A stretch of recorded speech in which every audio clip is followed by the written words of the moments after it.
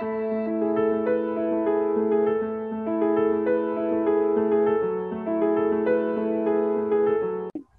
Facebook, and welcome everybody for this wonderful webinar today, the first webinar in the Business and the Leadership series.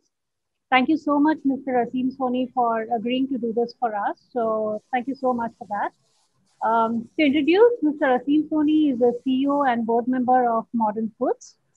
His journey spans over more than 30 years across various functions, different companies, diverse categories, and varied cultures. Last 15 years, he's been at a senior management level.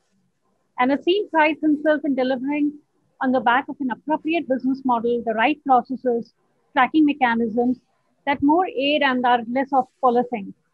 He has a very distinctive leadership style, which is unimposing, watchful, supportive, and has a view on long-term sustainability. Today, Mr. Aseem Soni shares with us leadership lessons from the FMCG perspective. And so before I hand over to you, Mr. Aseem, a note for everybody that this webinar is eligible for CCUs. At the end of the webinar, I will share a Google form link. Kindly submit the form within 48 hours and you will get your CCUs at the end of November 2021. You will get it all compiled until 2021. Okay, so with this, I hand it over to you, Mr. Aseem. Thank you so much and welcome once again for this webinar. Thank you very much, Aishwarya. And thank you to the Course to Transformation team for organizing this. And thank you all the participants for joining in. It's not the best of slots, Friday evening, 7 o'clock. Half of you guys must be thinking that you should be in a pub. And therefore, let me make a small promise to you that I'll try and make it as interesting and as anecdotal as I possibly can. My name is Aseem, as Aishwarya has already introduced. I've spent the last 30 years in various kinds of organizations across different categories, largely in the FMCG space. And 15 years of which for the last 15 years, I have spent at leadership levels, either running businesses as the CEO or the business head or what have you. So I'm no expert. I'm no expert in the area, or I'm no like God's answer to leadership, trust you me.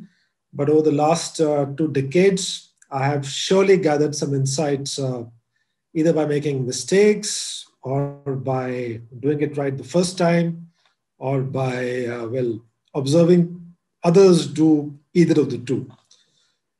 So I think there is some bit of repertoire and some bit of, so to say, library of learnings. And I can also tell you that in this short span of time, 30 to 40 minutes that we have, it may not be possible to deliver everything. So let me try and focus on a few of them, a few lessons that I've learned over my leadership roles, which I cherish and hold very close to my heart. So if you go back to the classical ways of managing teams and see the evolution of typically from a person who's an individual contributor to then he becomes a boss, and then he becomes a so-called manager of a couple of layers of people, and eventually transforms himself into a leader. This is a long journey. This journey could span over like 20 to 30 years. But beyond being a journey of time and journey of roles, a lot of this journey is a journey of the mind and the management style that one chooses to adopt as you go to higher and higher and more complex roles in your career. So whether you are a manager, a leader, whatever stage you are in, you want to be seen as a good leader. You want to be seen as a good a manager, somebody who takes care of people, who drives people, somebody the team can trust, etc. And I think the easiest way to discover those traits, how to be a good leader, is actually to do a little bit of introspection and look inwards. And anybody who's got 10, 15, 20 years of experience, or even lesser, can actually look into his own self, into his own background, and try and figure out which were the times when I delivered the maximum, which were the times when I did my best, and which were the times when I thrived and grew and felt empowered and like contributing to the organization and felt immensely satisfied. I think you can yourself go back into your journeys and the different bosses you've had and pinpoint that one boss under whom you felt most comfortable and most happy, not because you were not doing much, but because it was so fulfilling as an assignment. And I think those are the traits you probably need to emulate and copy and cut paste, so that you also are seen in a similar manner by your team members. So a lot of times people ask me, what do you think is a good leader, a good boss? And my simple answer is that I don't want to preach.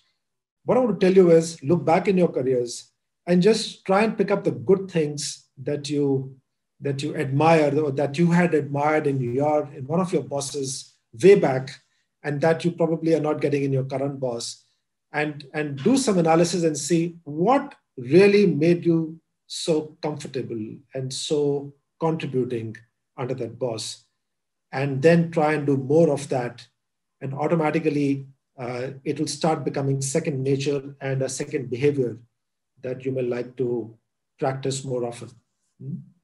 So that's one surrogate even I use all the time. Whenever I look back, I always try and pick up these points from my ex-bosses to see if I'm moving in the right direction, if I'm emulating and duplicating the same behaviors. But coming to some of the lessons that I have sort of captured, gathered over the last 15, 20 years, I think what I'll do is maybe share with you some incidents of my professional career. Because again, as I said, I don't want to make this a sermon-like and a preachy session at 7 o'clock on a Friday evening. So I'll try and take you back into some of my experiences, live experiences, or situations that I was in, based on which I picked up certain learnings or some observations and directions got reinforced. So coming to the first one, so goes back to the year 2011. I was given an assignment in a company called Cargill. Cargill is a big trading organization, and they have a large edible oil business in India. And I was given this assignment to create a consumer products vertical. So the background is that the company used to do about 4,000 to 5,000 crores of edible oils business in India at that point in time, of which about 33%, 35% used to be sold in consumer packs. But unfortunately, the style of selling the consumer packs was exactly the same as selling bulk oil. And the company was not able to derive enough value from that portfolio. So I had this fortune of going into the organization and carving out this consumer pack portfolio and trying to run it like an FMCG, a fast-moving consumer goods portfolio that you see on the stores and shelves every day. And when I landed in the organization, I realized that I had a team that was carved out of the large team that was selling all products and all SKUs and of all shapes and sizes. And that team was largely a team that had experience in commodity selling and not necessarily consumer product selling, because consumer product selling is very different. It's more value selling than selling on the back of pricing, and supply chain.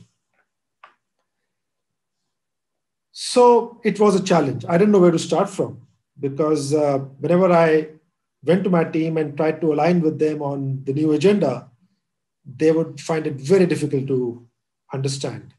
And very soon in the journey, I realized that if I don't have the right people, if I don't have the right minds, which don't have a baggage, where I don't have to make them unlearn and then relearn, life would be difficult. So I basically took this call as the head of the unit to recruit afresh. And that was not taken very kindly by the company as a whole because it meant separating from a lot of people. It meant pushing some people back into the core commodity business of the company, et cetera, et cetera. But I did that. I took that call and I did that piece simply because I wanted a team that was willing to change and willing to do things differently. And while we went back to that team and got the people who were willing to change, willing to sort of unlearn and relearn, but I could find very few of them of that with that openness and of that kind. So I had to go out in the open market and get people on board and recreate the entire org structure for me to do justice to that consumer product portfolio. And I spent about 5 years with that organization. And in those 5 years, we actually quadrupled our bottom line. So it all went in the right direction. But when I look back, if I had not taken that call to get the right team on board at the right time, I think there was a large probability that I would have failed. So that's one observation. The second observation that's linked to this facet is that even in my current organization, for example, we are running a modern foods business across the country and baking nearly 1 million loaves every morning. In this organization also, when we came on board and we acquired this organization in 2016, the first thing that we did was to put in place a strong leadership team. Now, a strong leadership team at the center doesn't come cheap, and there was none existing at the time when we had acquired the company. So we ended up spending a lot of money to tempt people to join us. And even today, I spend close to 4.5%, 5% of my total revenue on my corporate costs, which includes my core leadership team. Now, anybody can argue as to why would you need such a strong team for a business that's hardly 300, 400 crores. But again, at that point in time, we were manning not for the present, but for the future. And we were very clear that we have to scale up this business 3 times over the next 6 to 7 years. And for that to happen, we need the right people from day one, creating the right agendas, templates, playbooks, SOPs, control systems. And it's worked in the right direction. It's been 5 years. We've doubled the scale. We are nicely profitable, et cetera, et cetera. So I think the point I'm trying to make is that one of the leadership takeouts that I have sort of put in my pocket now since a long time is that have the right people. Surround yourself with people who can bring on board what you are not an expert at. Because as the leader, one will never be able to obtain or become an expert in all the different sub-functions. So you need to have a team that's more intelligent and more competent than you in those specific functions for you to be able to bring them together, join the dots, and run it like a well-oiled machine, right? So that's one of the key things. And I think it also doesn't come easy because many a times, like it happened in the case of Cargill, one has to take tough calls, hard calls. Sometimes they are unfriendly, sometimes they are expensive, but uh, it's a call that one has to take early enough in this journey of driving businesses, right? So that's one thing I wanted to bring to the table in this webinar. Let me move to a second learning. I go back to the year 2005, and I used to work for a company called Reckitt Benckiser in India. And 2005, they asked me to go and look after their business in East Africa. And one fine day, I land up there as the managing director of that business, and realize that the size of the business is fairly small, fairly modest, although it was a business that used to run across 5 countries. But the scale was marginal. Nobody had invested in that business. It had languished for the last 5 to 10 years. It had not got nicely connected to the global Reckitt Benckiser systems and ethos. And that was a challenging environment to be in. But I think what struck me when I reached there was that I was reporting to a boss who used to be in another part of Africa, where the business size was also modest and small. And that boss was a German. And that was very funny because here was a business that for which an Indian was called, reporting to a German boss, and there were 2 expensive expats deployed in a continent like Africa, in different parts of Africa, running small businesses of $25, $30 million. And when you move across continents in multinational companies, it's not cheap. It's a family movement. There are costs of movement, costs of retention, etc., etc. So I think in the very first quarter of that journey in East Africa, one agreement I had with my boss, and fortunately he sort of agreed to that agreement that I aligned with him, is that we are going to make this business expat free.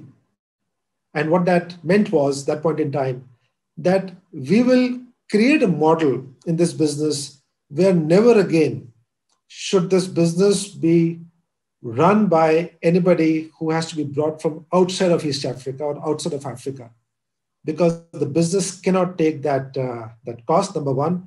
Number two, it will never be sustainable because people will keep coming, keep going, and the long shots or the long calls that you have to take to grow a business from small to medium, you need better planning, longer forecasting, a huge pipeline of different functional KPIs and playbooks. Can't be done with expats coming for a couple of years going back. So then we started to nurture talent, and we started to nurture talent that was existing. We started to bring in fresh minds from schools, business schools into the organization. And we also recruited some African talent that was in other similar MNCs in the same region. And together we created a team. And I'm very happy to say that when I look back at those times and when I left that business, very clearly, both my boss and I had made ourselves completely redundant and useless to run that business. And I think that's another learning that I cherish very much. Even today, anytime I'm taking up an assignment, the first objective or the notes that I take personally is, how soon can I train my team to run the business without me? Because that's the only way I can grow. That's the way I build a team, a bench for the future. If the team or the business always remains dependent on me, the business is very narrowly dependent on one person. I can never move on to another assignment and take on more complex roles. So even today, for example, my most cherished moments is that when I'm on a team call on Zoom or Microsoft Teams, and there are like my leadership team is with me, and there is a problem, there is a situation, and the problem gets surfaced, and all of them together, coming from different functions, solve the matter. And I'm still on mute, and my video is off, and that's my most happy moment, because when that happens, I feel that I think I've done my job, and the team is sort of capable of running the business. I can go off and take a 2-month holiday, but the business will not suffer. Right? So that's something that I do all the time, and I think as time is passing by, I'm doing more and more of that from the word go. Let me try and take you to a third learning that again I hold close to my chest. So I think this one takes me back to 2001. Again, the same company, Reckitt Benckiser.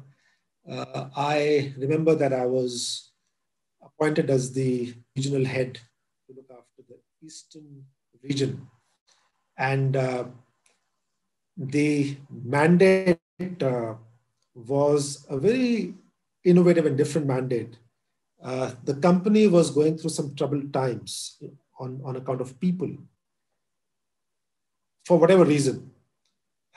Last few months before I took that assignment, there was some lot of problems on the people front in the company. And the core of that problem was that the sales force of the company had become negatively unionized. Now, positively unionized is a good word, but negatively unionized means that they were starting to become blockers in the implementation of the company's agenda. And that was actually a function of some collaboration that the company had done with a pharma company, and to sell their pharmaceutical products like Dettol and other SKUs. And with that association, the medical reps union had so-called entered the organization and was now starting to control and filter all the instructions, directions, guidance, and the expectations that the managers and the management was setting from the frontline salespeople. So the mandate was very clear that we have to run this company without this intervention, unnecessary intervention. And for that, we have to de-unionize the entire organization. Now, you can do that when the investor or your boss is willing to take some hits, either on cost or on some trouble people create for the company, and therefore the business suffers. But we had an additional mandate that, listen, while you try and de-unionize, you will not let the business of the organization suffer one bit. In fact, that growth agenda has to carry on. Now, the first mandate of de-unionizing was in itself not so easy. The second one, added to the first one, made it even more complex. So a lot of work happened around that. I stayed on that assignment for about 2.5 years before I took another role in the same company. But in those 2.5 years, we managed to achieve our objective. We managed to have a lot of conversations with people. We managed to communicate that their thinking needs to change, and the company's roadmap and vision is far bigger, more brighter, and can be rewarding for those for that level for those employees if they try to walk and understand the company's agenda and the management's direction. And after all those conversations, some good, some bad, some ugly, we managed to de-unionize the organization, right? Now, so what's the learning here, right? What's the lesson here? So one big lesson. Before I entered into that assignment, union was a bad word for me.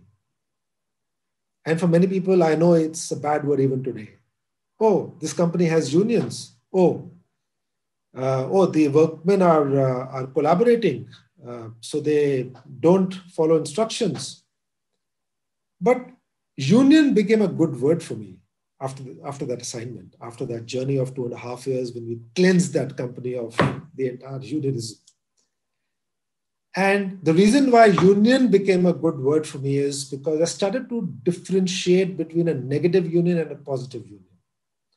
I started to interact with external union leaders who were affiliated to political parties, who had entered the organization also. I started to have rational conversations with them. I started to go into their minds to understand how they're thinking. I started to empathize with them also and appreciating some of the things that they were bringing on the table. So the word union suddenly became a good word for me.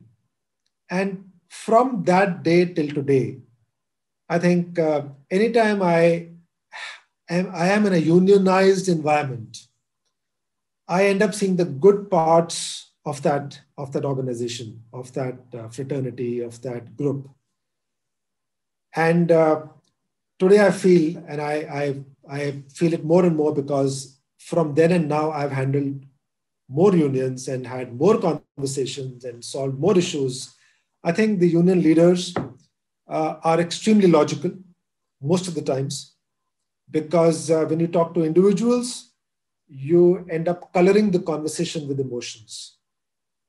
But when you talk to union leaders, there's a whole lot of rationality simply because they filter a lot of the demands, the so-called unnecessary, illogical demands of the people that comprise of the union, and they bring every demand, all the people on the same platform and operate at a least common multiple kind of a model.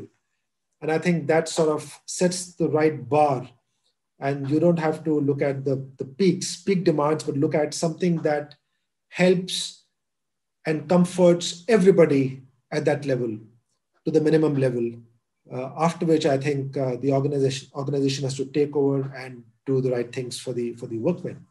So I think the learning that I still cherish, apart from the fact that I look at unions very positively today, is that you can always take out a positive from even a negative experience.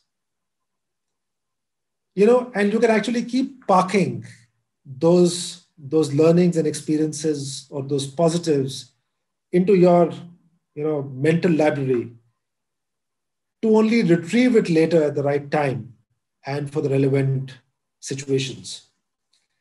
Till date, I practice that from every negative situation, professional, personal. I try and take out the positive because that's one thing that you want to keep it, because next time that negative situation or that environment hits you, you can again dip into a repertoire and just plug that out and use it to solve that matter.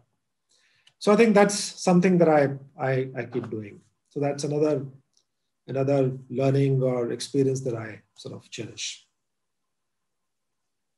So let me move to a couple more. Again, I promise you that I will not preach. Everything is going to be situational. What I have myself dealt with or gone through. So let me take you back to the year 1992. Seems like history. I used to work for a company called Gillette, and Gillette had just entered India, and they wanted to make it big in India. They had tough competition. They were largely selling the conventional blades, those rectangular blades that you put in those old shavers. So that was the big product portfolio of Gillette, the global company in India in 1992. And the company one day decided that that's not the product that can take it very far. And they need to innovate and bring in the latest technology into the country. And the only way to go was to launch the disposable shaving systems or the disposable shavers in the country. And that was the product that had become a big success story across the globe. And India was the next thing. And 1 billion population or nearly 1 billion in those days. And, companies' fortunes can change and everything like that. So the company made the plan.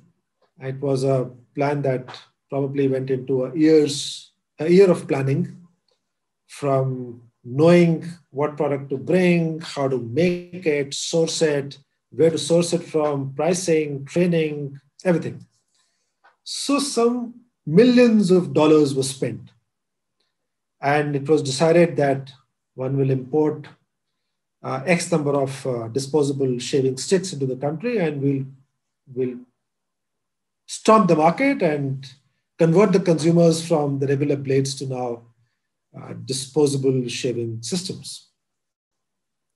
So I remember I was a part of that team, although in those days I was operating at the state level, but my role was definitely to ensure that I follow and implement the company's agenda, and everything went on bang on the state I was looking after and everything like that.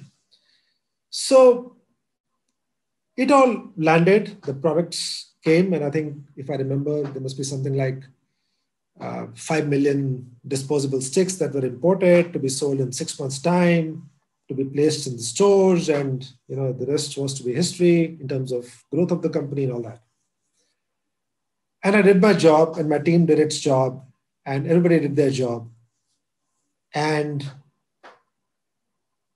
we went back to the stores after 7 days or 10 days to realize that the product is not moving off the shelf. And the male shaver of India has not picked it up. So we give this feedback to the management, and the management says, okay, no problem, we'll spend more marketing bucks. And, hold on, give it another 7 days, 10 days, more money was spent. We gave it another 15 days. And I go back to the store, and I find that out of the 48 pieces I had placed at the store, 3 had moved out. And I asked the shopkeeper, oh, congratulations, 3 pieces out of 48 have moved out. He tells me, no, I had to use those pieces. I didn't sell them. So that was the situation of the product, right? Now, clearly, somebody had gone horribly wrong in assessing the consumer, in reading the consumer. And from that time onwards, I know for sure because I handled another role in the same company thereafter. It took the company at least 2 to 3 years to come out of that experience, which was impactful in the financial damage that it had done to the company, in terms of the employee morale, in terms of questioning the leadership, and therefore the entire leadership of the company had to be changed and replaced. So the 2 to 2.5 years thereafter, after that mess, were extremely difficult for the company to come out of. Of course, the company did not let this hangover get to them for too long. And I think within the next 3 years, they made another attempt, this time studied the consumer better, and started to walk on the road to success. But I think that experience, to be able to understand or not being able to understand the consumer, was long lasting in the company. Let me quickly cut to 2016. And now this is a different company, different experience. Uh, we acquired this company, Modern Foods. I still work for this company. And we are doing consumer research just after the acquisition to understand why is it that the bread sales in Kerala state are starting to decline. Not just our sales, but the whole category was starting to decline. And we're doing consumer insights, and we stumble upon this insight where the housewife, and we were talking to multiple housewives, she said, in fact, many of them said in the same voice, that we think that we should move to chapati rather than eating bread because we find chapati to be healthier. So we probe more. We try to understand this thought more as to who's telling you this. So because Kerala is a very literate state, so we found that they were doing a lot of reading, and 1/3 of Kerala is Christians. So a lot of Sunday masses have this whole course on the good diet and everything. So a lot of word of mouth and publicity around, try and move to atta-based products rather than bread. So we get that insight, and we go back to the drawing board and want to now launch a chapati, for example. And we find that in our portfolio there is already a chapati, and there is a chapati which is fully cooked. 10 chapatis in a pack, and we are selling. And we are selling 2,000 such chapatis every morning in the state of Kerala. Now, we are wondering, we have a product which is on the shelf. The consumer wants to eat chapati. She doesn't know how to make chapati because she's just moving to chapati. She can't roll a chapati as a round chapati. So while she is a very good cook to make her curries and the dishes, but she cannot make a good chapati, and therefore she wants to buy a ready-made chapati. We have it. She's not buying it. So we get into some qualitative groups, and we find that she doesn't want a ready-made chapati. What she wants is a half-cooked chapati because she wants to add value to what she's serving to her family. Now that was it was a small insight, but a big change in what we were doing and what we could have done, because we were selling ready-made chapatis.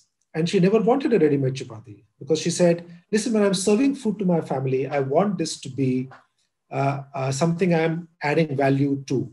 And therefore, I want it to come to me in a half-cooked form so I can sort of cook it fully and then serve it along the wonderful dishes that I'm preparing for my family. So we go back to ground zero and we create a half-cooked chapati. It meant investing in different machines. The whole marketing mix was rediscovered, relaunched. It's been about 4 years and 3 months now. We moved the needle. From 2,000 chapatis every morning, we are today doing 200,000 chapatis every morning. We have a state-of-the-art plant feeding the whole state of Kerala. Kerala, incidentally, is the largest market in the country for packaged chapati that's available off the shelf. We are the market leaders. So what am I trying to say? Both these examples of Gillette and Modern is an example to sort of manifest the point that any business that you're in, consumer is right at the center of that business. You can have the best of organizations, the best of org structures, competent people, a lot of money to spend. You can be a global company. You can be an Indian entrepreneurial venture. But the consumer has to be at the center of anything that you do, because you make one mistake at that level, you can incur a huge cost. You get one win on that front, and you can change the fortunes of what you're trying to lead and drive. And very clearly, two distinct organizations, different product categories, but the learning is exactly the same. And I think a lot of any of you who's a marketing person will resonate with me that the whole understanding of what I should do, how I should sell, what I should make, uh, starts from understanding the consumer. So even today, we do home visits. We spend time with the consumer.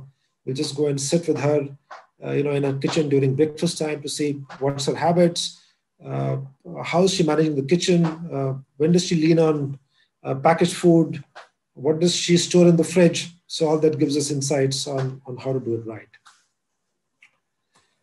I think 7:43. Let me try and close it with one more so-called leadership lesson, the last one.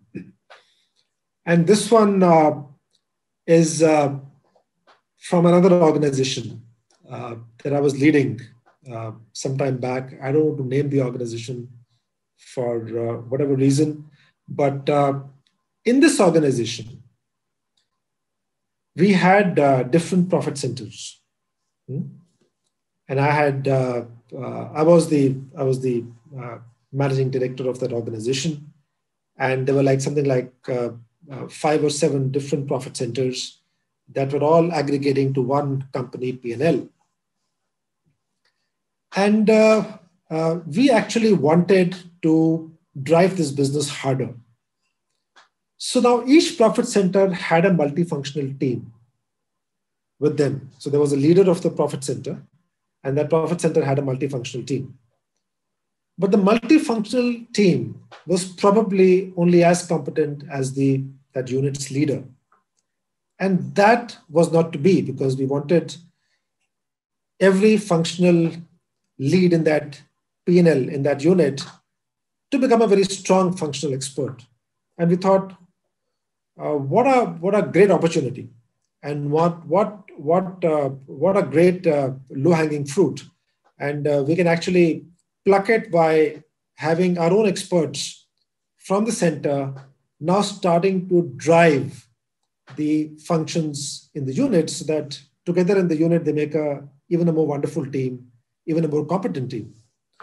And I think what we did in the process is that we started to take charge of the profit centers. So every functional leader in my team now started to drive the local functional agenda on a day-to-day basis.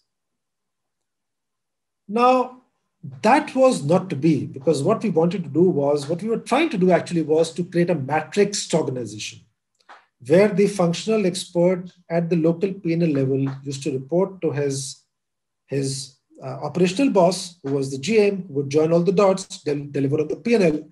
But we were expecting the functional lead in that unit to draw the energy, the resources, the guidelines, the skill from the center.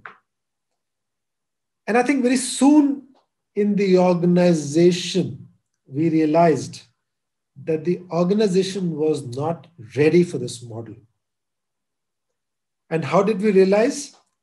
We realized it the hard way, because when the intervention from the center started, the P&L owner started to go back from his responsibility, because he was no longer driving the agenda. Just hear me a little carefully. He was no longer driving the agenda. He was portraying that now somebody else is driving the agenda. And I think we very soon, and for all the good reasons, realized that this is something that is not cut out for this environment. And therefore, we have to do it differently. And I think what I'm trying to say here and share with you as a lesson or a learning is that not every organization, not every group that you lead is mature enough for every cut paste. Whether the cut paste is in the area of a structure, or it's in the area of an SOP, or it's in the area of some initiative that you're running, not every system is ready for every intervention. So it's very important for a leader to assess what can the system take, how many interventions of what kind, and how many at a point in time coming out of the bandwidth can a particular unit take to drive the company's agenda? And we made that alteration, that change very soon, and corrected ourselves, and actually acknowledged and admitted that something we were trying to do was not right. So friends, I think time to take, to pause. Aishwarya is looking at me, 7:47. Aishwarya, over to you. I think I've sort of done my bit in trying to go back to my experiences, and I hope I've tried to make it as anecdotal I possibly could.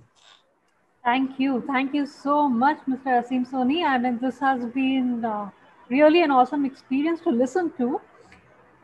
Really mesmerized. I have read Gillette's story in books, but it's very, very nice to hear from somebody who's been directly experiencing it.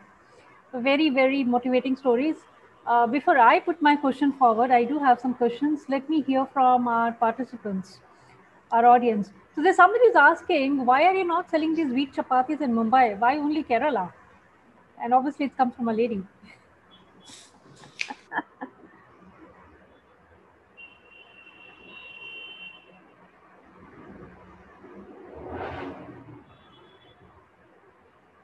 Hello, Mr. Soni, are you there?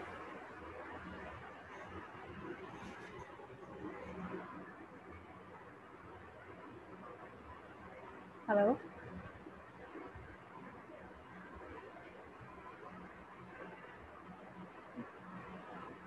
Hello? Can everybody else hear me? Okay, so maybe it's his network. Okay, thank you, thank you. It's his network that was gone. Let me check.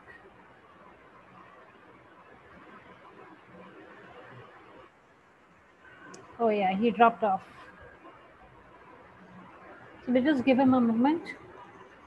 Thanks, Adir, and thanks everybody else. We'll just give him a moment to log in again.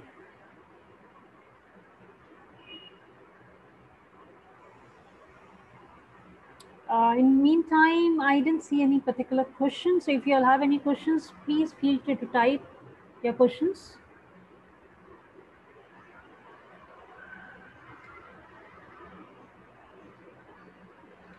So his network actually conked off just at the time when he completed his talk.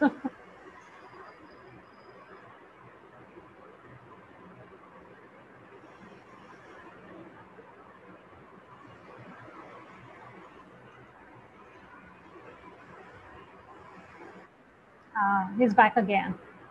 Yes. Sorry, I lost you guys. So clearly, sorry, I lost my connection. The first question you had was, why is it not available in Mumbai? It's available in Mumbai also, but that's not the where the market is. The market is in places where the housewife does not know how to make this product, and therefore the market is in the south. But we do chapatis in Mumbai as well. Yeah. Even I didn't know about that. Okay. Okay. So it's just not about people not knowing, but it could also be people like, women, working women, single women who don't have time. So it becomes very Yes. easily available.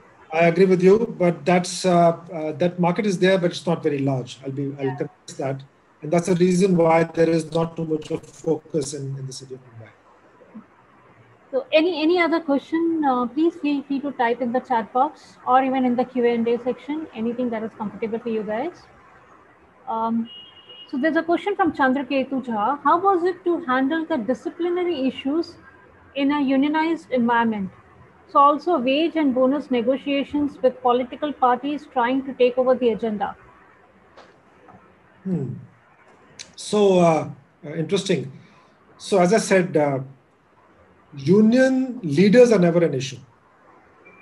They are, most of them want to give, do best for their people.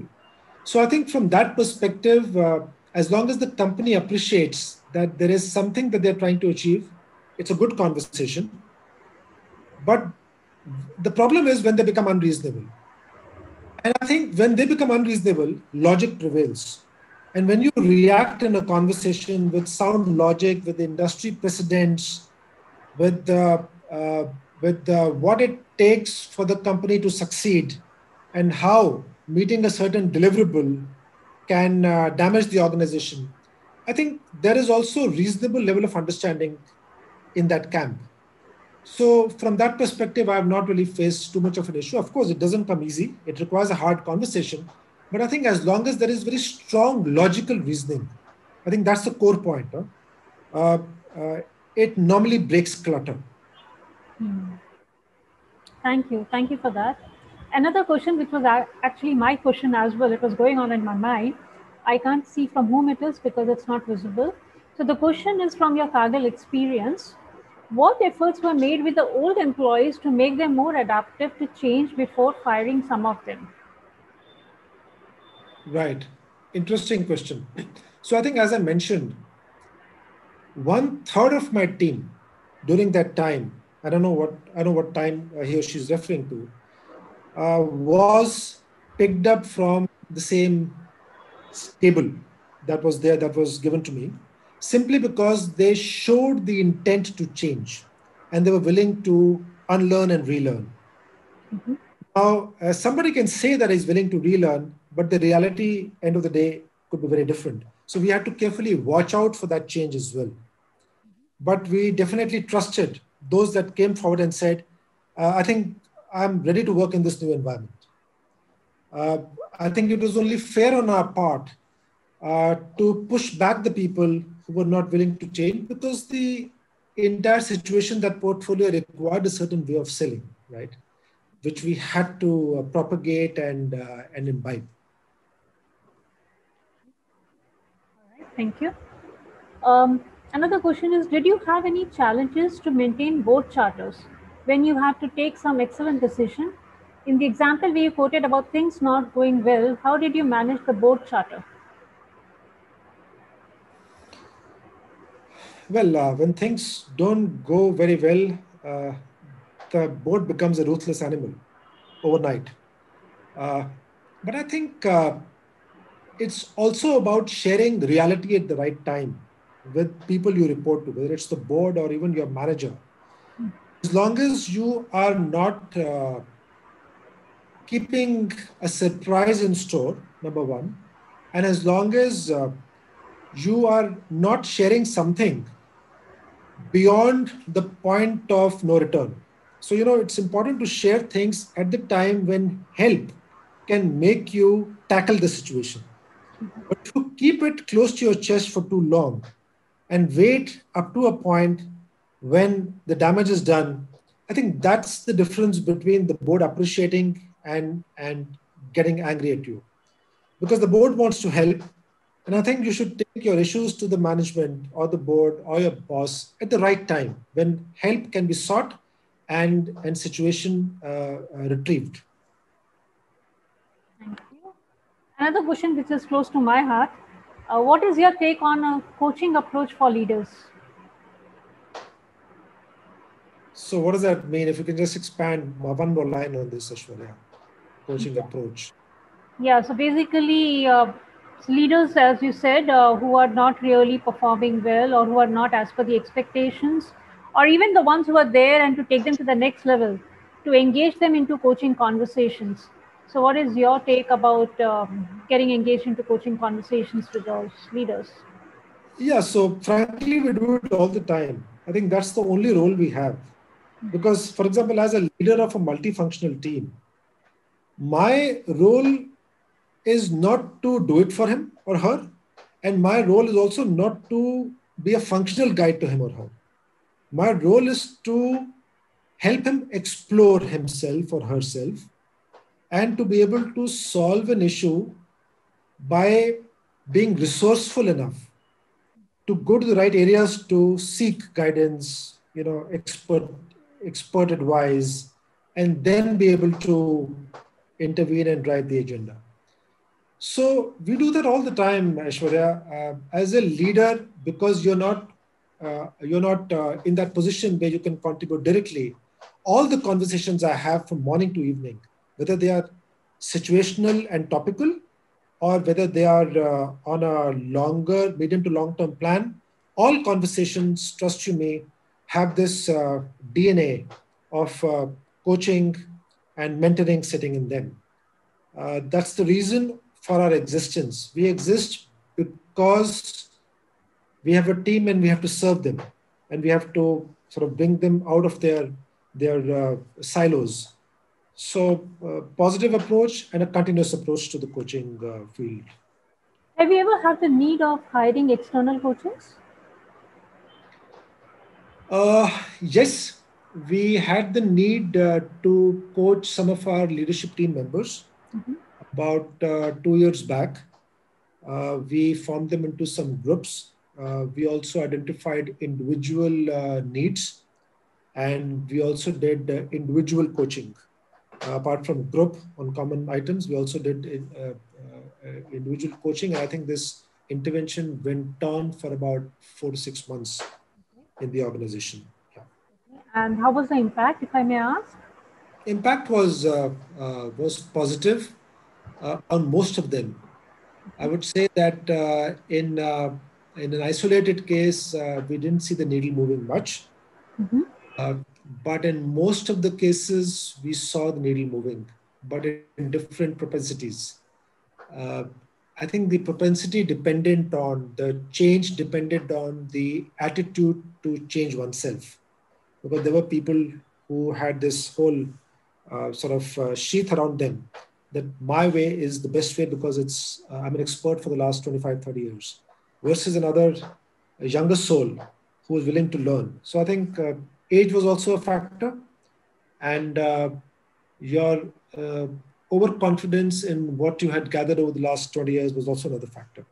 But people who went on with that initiative with an open mind, it sort of influenced them more positively and early enough.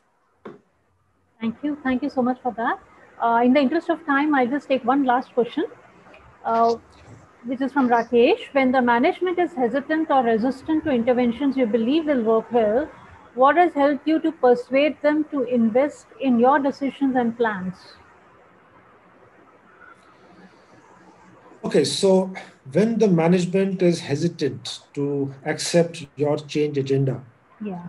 uh, I think the change agenda today is not communicated. The change agenda today starts with the problem statement, and then there is a conversation and discussion around it. And because there is conversation and discussion of multiple people from the management, what comes out is a joint solution that has a high degree of ownership. Mm. And when you combine that ownership with the environment that the leader in you provides them to succeed, it solves a lot of problems. I think the resistance comes when you tell somebody to do something, when you're instructive, when you're directive. When you're not instructive, not directive, but more collaborative, more participative, and more questioning to listen to their ideas, that's the core of the buy-in that has to happen from the management to affect change. All right. So still there are many, many questions, but in the interest of time, we will close the session today. I can take a couple more, and there's not a problem in case Yeah, there's not because a problem. usually Yeah, people would like to go back considering it's a Friday yeah, evening. yeah. So Yeah. yeah, So whatever questions are there, what I will do is people can write it to me and I will post it to you if that is okay with you, and we could that's good. questions there. Yeah. And so That's thank fine. you. That's fine. I take this opportunity to thank you so much, Mr. Soni. It was wonderful listening to you and so mesmerizing and so inspiring your experiences have been. Also, thank the Facebook audiences who are seeing us live as well as our audiences here on a Friday evening, eager to listen to the leadership lessons from you. Thank you so much for making this happen for us. Thank you, everybody. Thank you. All the best. Uh, before we close, I have posted the link for the sessions for the CCUs. Kindly copy paste that in your browser and send me the submitted form. Thank you so much and have a wonderful day.